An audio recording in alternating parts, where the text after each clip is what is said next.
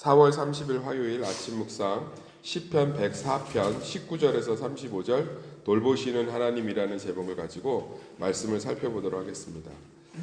그 시편 104편은 하나님께서 완벽하게 세상을 통치하고 계신다 이런 것들이라고 어제 살펴봤죠.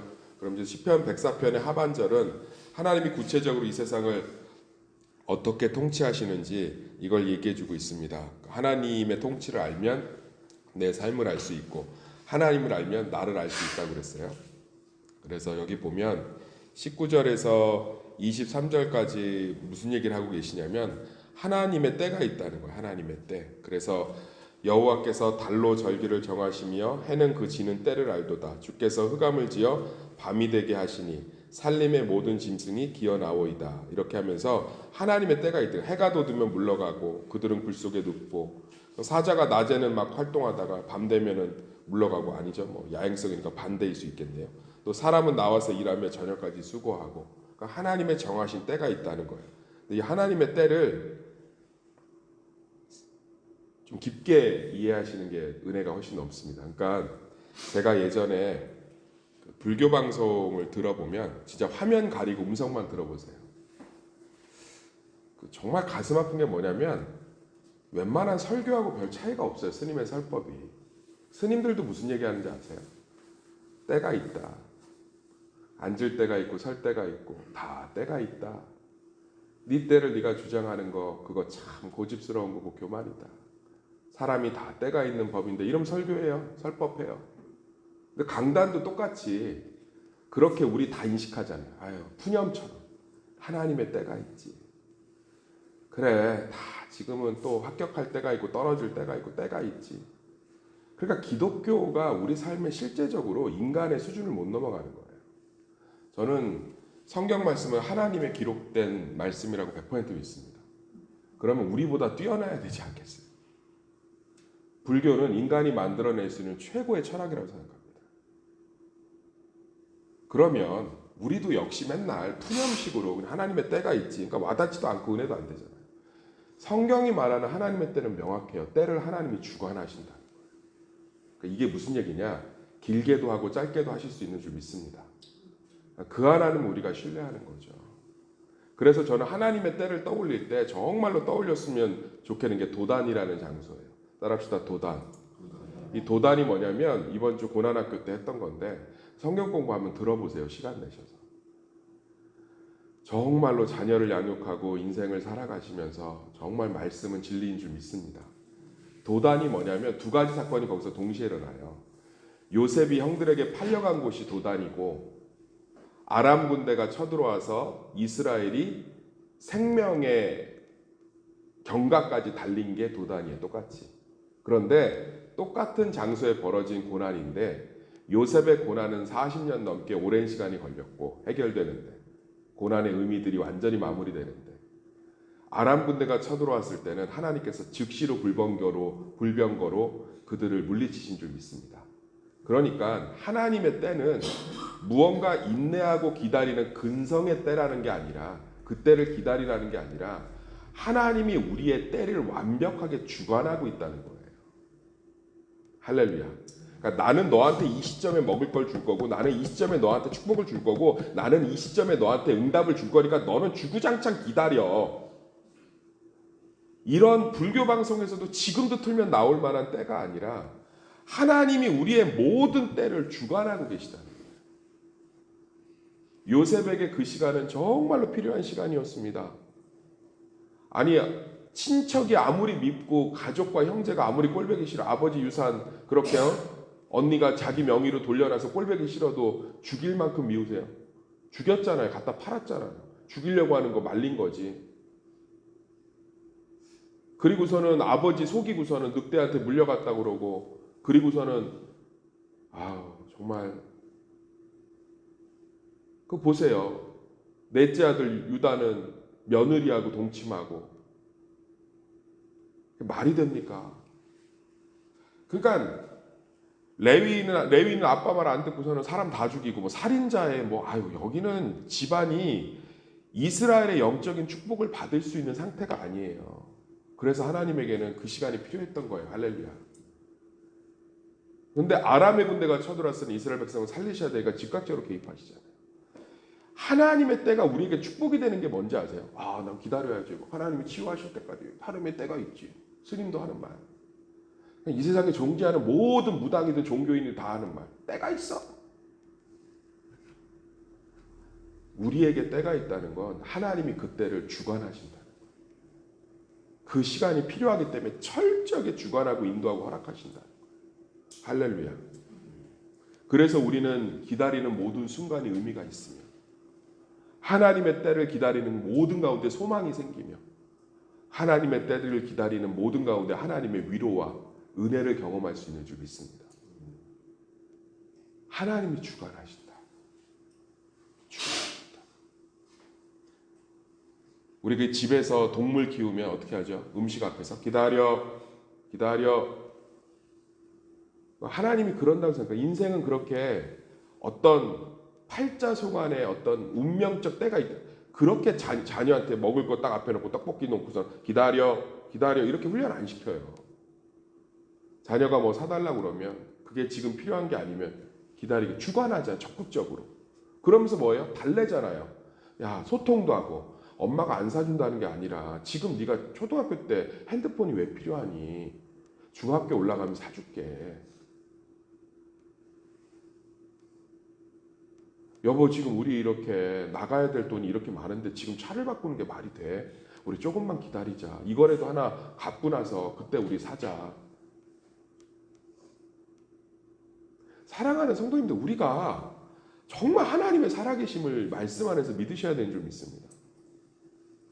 하나님이 언제 우리한테 기다려, 인내와 근성 갖고 기다려.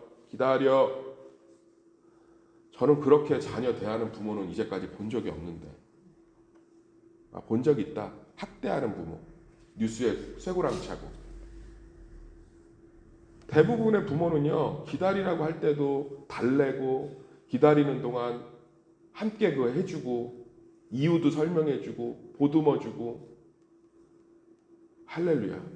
왜냐하면 제일 좋은 때를 쥐고 있기 때문에.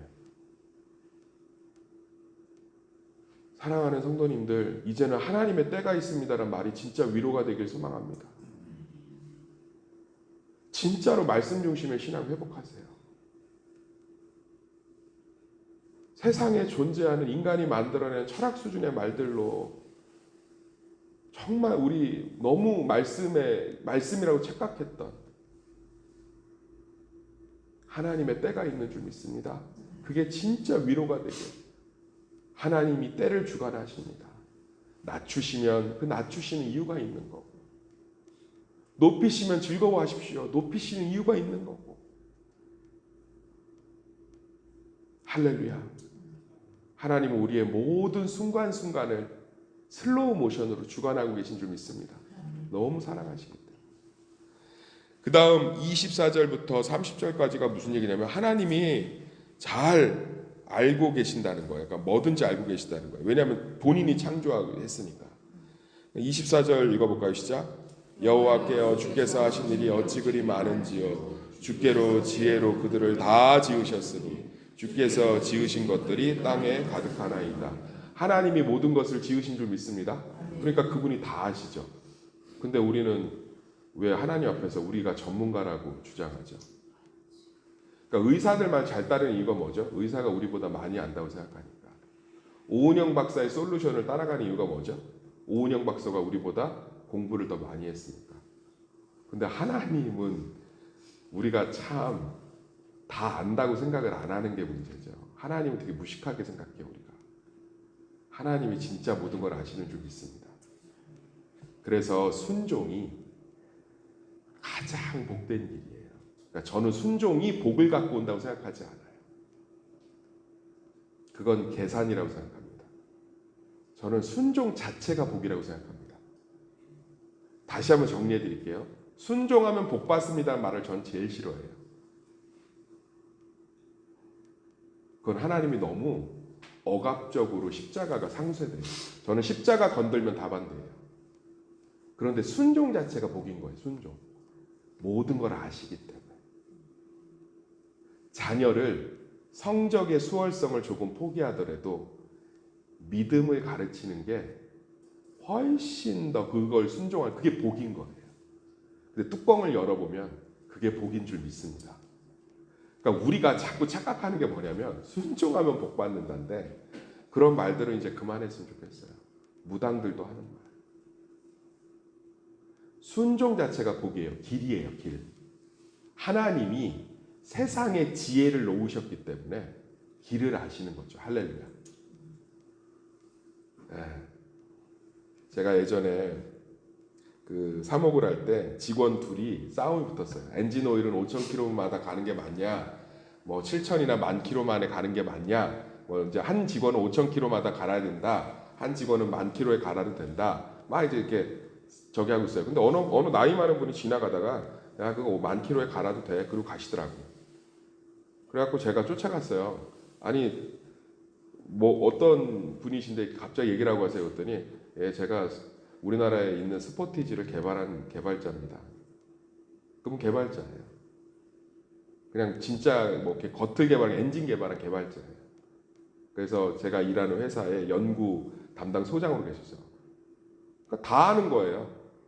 예, 그 정도 갈아도 돼요. 아무 말도 꼼짝 못하더라고요. 사랑하는 성도님들, 하나님이 모든 것에 기초를 놓으시고 모든 것을 알고 계신 줄 믿습니다. 지금도 우리는 달 표면에서 무슨 일이 벌어지는지 모르고 저 심해에서 무슨 일이 벌어지는지 몰라도 하나님은 다 아시는 줄 믿습니다. 황량한 태평양 한복판에서 미국보다 더 큰 태평양 한복판에서 어떻게 파도가 일렁거리고 있는지 하나님이 다 아시는 줄 믿습니다. 그래서 순종하면 복 받는 게 아니고 순종이 복이에요. 조건이 아니고 그것 자체가 우리의 목표가 되길 소망합니다. 그러니까 하나님 뜻에 내가 있는 것 자체가 복인 거예요. 아멘. 새벽기도 꾸준히 나왔더니 별거 없더라. 문제는 그대로더라. 그러니까 새벽기도가 계산기인 거지. 그게 아니라 그냥 첫 시간을 주님께 드리는 게 복인 거야. 그런데 자꾸 9시면 자고 그러니까 죄들 짓고 자꾸 새벽 예배하면 말씀 들으니까 하루가 또 영적으로 충만하고 또 새벽 예배하니까 좀 뭔가 또 이렇게 내 면에 여러 가지 또 은혜들도 경험하게 되고 그러니까 순종이 복인 거예요. 할렐루야. 순종이 복인 걸 누리시길 소망합니다. 그 다음 마지막에 이제 24절에서 30절은 뭐 아주 쉬워요. 34절 읽어보겠습니다. 시작. 나의 기도를 기쁘게 여기시기를 바라나니 나는 여호와로 말미암아 즐거워하리라. 막 되게 겸손하죠. 나의 기도를 기쁘게 여기시기를 바라나니. 갑자기 시인이 하나님의 통치와 하나님의 운행하심을 막 고백하다가 너무 겸손해졌어요. 사랑하는 성도님들, 이게 찬양입니다. 겸손의 찬양이 찬양이라는 조건이 아니고요. 우리 삶은 하나님의 완벽한 통치를 보게 될 줄 믿습니다. 그러면 겸손해져요. 누군가가 무슨 말을 했는데 그대로해서 병이 나오면 그 사람 앞에 되게 갑자기 공손해진다. 제가 이렇게 나이도 젊고 생긴 게 목사스럽지 않으니까 어디 이렇게 그 부흥회나 이런 말씀을 좀 초청해서 가면 처음에는 그렇게 저를 별로라고 생각해요. 이미지들이 느껴져요. 아니 목사님 이 정도예요. 근데 강단에서 은혜를 끼치고 내려오면 이렇게 인사하시는 분들이 많아요. 제가 잘났다는 게 아니라 우리는 결국은 자기 기도조차도 하나님을 기쁘시게 하기를 바라는 겸손으로 낮아지는 건 스스로 낮춘 게 아니라 하나님이 내 삶의 모든 문제 가운데, 모든 질병 가운데, 모든 근심 가운데 완벽하게 통치하고 주관하셨다는 걸 경험하고 나서 밀려오는 경외감이에요. 우리는 다 이 주인공이 될 줄 믿습니다. 하나님은 지금도 우리의 삶을 완벽하게 다스리고 계십니다.